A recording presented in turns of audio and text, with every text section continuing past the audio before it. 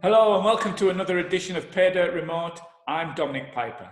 This time out, we're looking at the emergence of a new generation of potash developers on the ASX.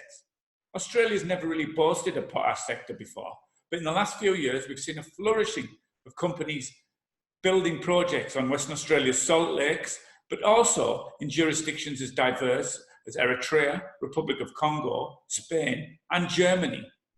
I asked Salt Lake Potash MD, Tony Sarichik, why the potash sector had risen to prominence. Potassium sulfate source or sources plural is being discovered around Western Australia.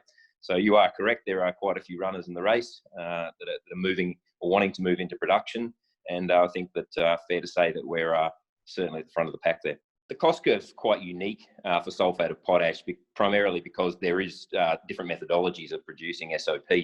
Ours is the natural primary production where we, abstract brine from lake aquifers and use the greatest energy source on Earth, the sun, to make the harvest salts, and then a very simple process plant flow sheet. So that really supports a very, very low cost operation.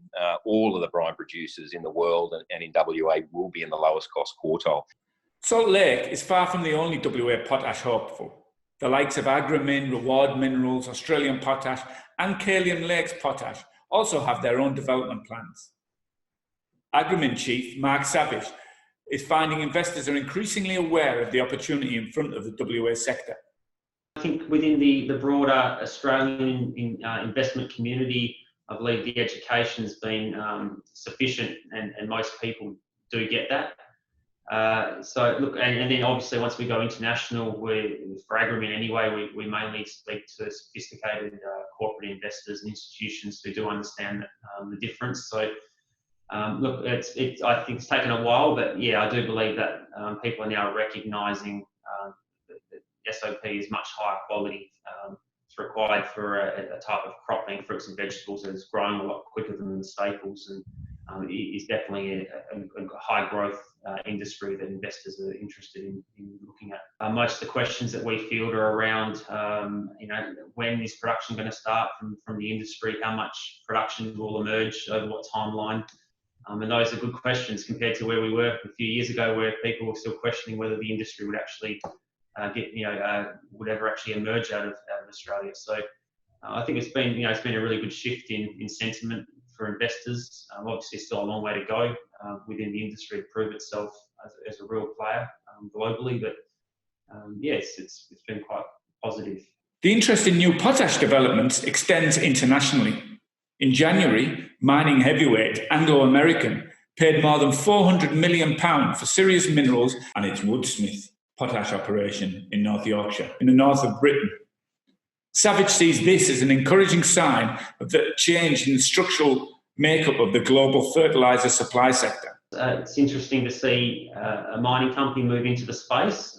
Historically, it's been fertiliser and chemical companies that have been in our sector. So I think it signals an interesting move. Definitely the marketing angle that Anglo's taken, talking about greener commodities and building their green credentials. Marketing is a key consideration for the Australian juniors as well.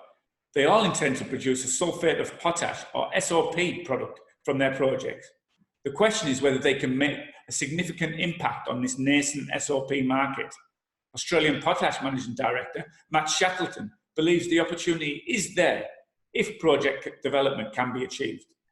Being export projects, it's the international market, it's the global SOP market that we ought really to be considering. The global SOP market is at around, for argument's sake, around 7 million tonnes, give or take, per annum. About half of that 7 million tonnes, about 3.5 million tonnes of SOP is produced using an industrial process, which has a higher cost of production than does the solar salt process that the Australian SOP project proponents are looking to use. So we are going to be able to produce SOP at a lower cost of production than 50% of the global supply of SOP. Is there enough market in the global SOP space, therefore, for all the projects in Australia? Potentially there is, if they're marketed properly.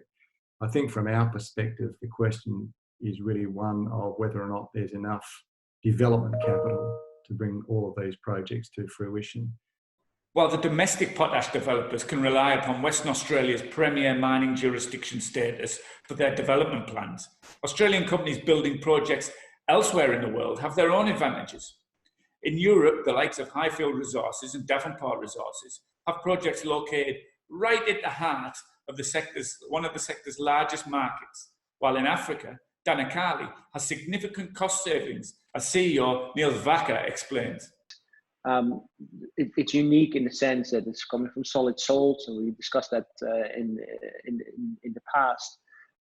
It's very low cost, and it has a significant quality and long life, and because it's from open pit mining, there's always a lot of people interested in this. I think it's fair to say that in the current global financial markets, it's something that people are still looking at. I always say that good projects will be financed, and we're confident that will happen here as well. So from nowhere just a few years ago, potash has emerged as a flourishing growth sector. The question now is whether these companies can provide the yield investors are looking for. For more on the potash scene, and in fact the entire resources sector, please subscribe to the May edition of Australia's Paydirt. Visit us at paydirt.com.au/subscriptions for your exclusive offers.